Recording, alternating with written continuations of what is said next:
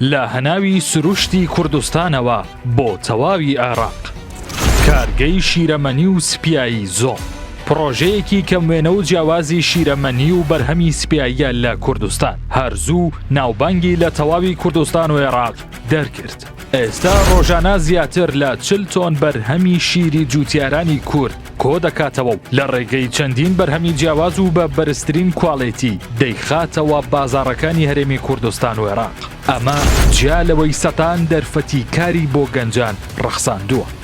پرۆژە و کارگەی شیرەمەنی زۆم لە هەناوی سروشتی جوانی کوردستان ڕێک لە ناوەڕاستی ساڵی 2023 لە گوندی ژاژۆکی سەر بە قەزای مێرگەسۆر لە سنووری دارەی سربەخۆی سۆران دەستی بە کارەکانی کرد و زۆرترین هاوکاری پێشکەشی ئەو کەسانە کرد کە کاری ئاژەڵداری دەکەن.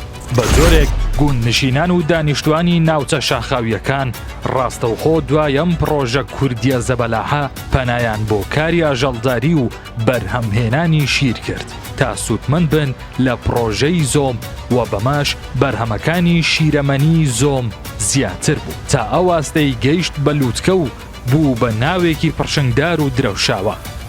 لە ئێستادا ئەم پرۆژە کوردیە بەرهەمهێنەرە لە ڕۆژێکدا لە ڕێگەی چەندین بنکەی جیاوازەوە 40 تۆن بەرهەمی شیری کۆ دەکاتەوە. لە کارگەیەکی مۆدێرن و سەردەمیانە بەرهەمی خۆماڵی لە قوتونرا و دروست دەکات. لەوانەش شیری چەور و بێچەوری، قەیماق و پەنیری سپی، ماستا و ماستی چەور و بێچەوری. ئەو بەرهەمە سروشتیە کوردانەیە پێشکەشی بازاڕە نێوخۆیی و دەرەکیەکان دەکات. زۆم کە یەکەمی عێراقە و لە کوالێتی و سروشتیدا بێڕکابەرە تەنیا شیری مانگا وەردەگرێت لە تاقیگا دەپشکێندرێت و دڵنیایی وەردەگرێت لە پاکی و بێوێنەی شیرەکە. هەرەمەش وای کردووە زۆرترین خواستی لەسەر بێت و ڕۆژانە زیاتر لە 10 جۆری بەرهەمی شیرەمەنی بخاتە بازاڕەکانەوە.